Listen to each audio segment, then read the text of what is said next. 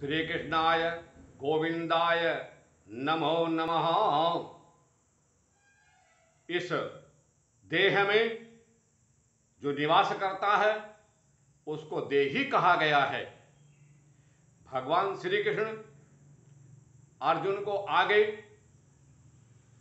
समझाते हुए कह रहे हैं, हे भरतवंशी, शरीर में रहने वाले देही का कभी भी वध नहीं किया जा सकता। अतः किसी भी जीव के लिए शोक करने की आवश्यकता नहीं है। क्षत्रिय होने के नाते अपने विशिष्ट धर्म का विचार तुम्हें करते हुए संकोच करने की कोई आवश्यकता नहीं है। हे पार्थ, वे क्षत्रिय सुखी हैं जिन्हें ऐसे युद्ध के अवसर अपने आप प्राप्त होते हैं, जिससे उनके लिए स्वर्ग के द्वार खुल जाते हैं। किंतु यदि तुम युद्ध करने के स्वधर्म को संपन्न नहीं करते तो तुम्हें निश्चित रूप से अपने कर्तव्य की उपेक्षा करने का पाप लगेगा और तुम युद्ध के यानी एक युद्ध क्षेत्र में जो योद्धा काम करता है उस योद्धा के रूप में भी अपना यश खो दोगे।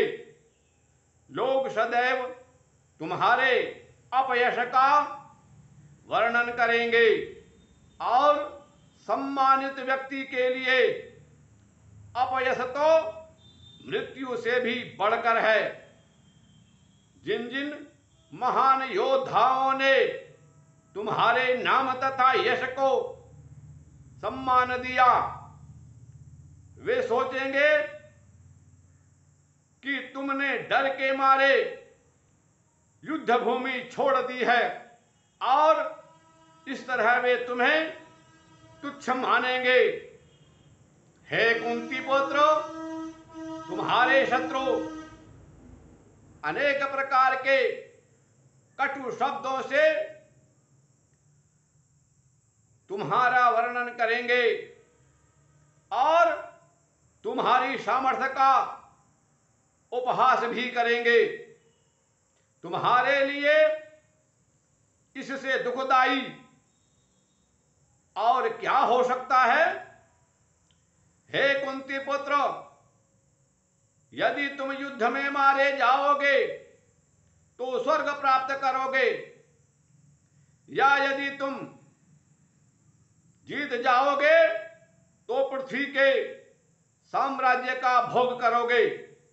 अतः दृढ़ संकल्प करके खड़े हो और युद्ध करो।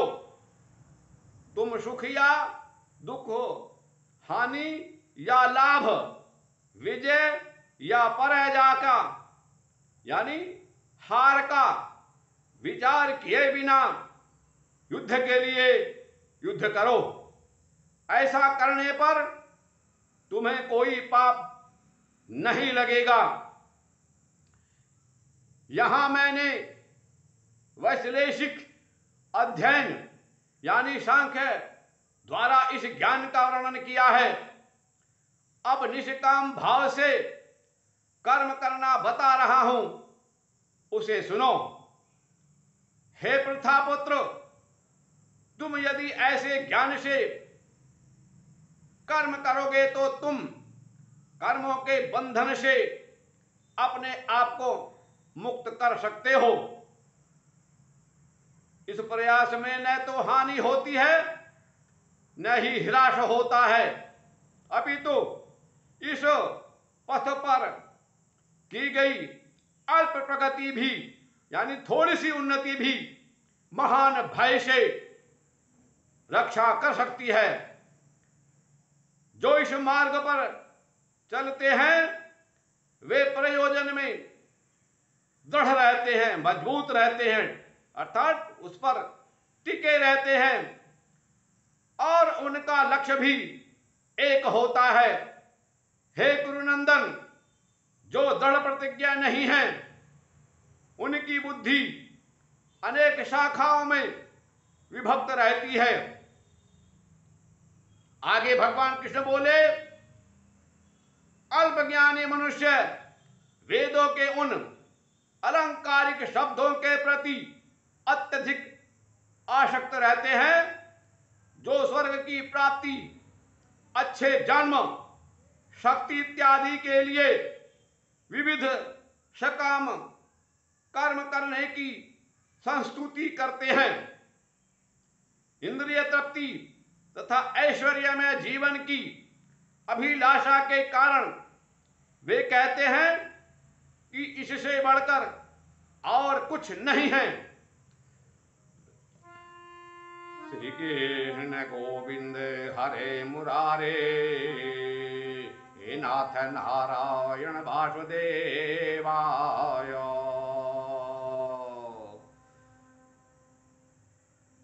सभी श्रोताओं को नमो नारायण। राधे कृष्ण की जय।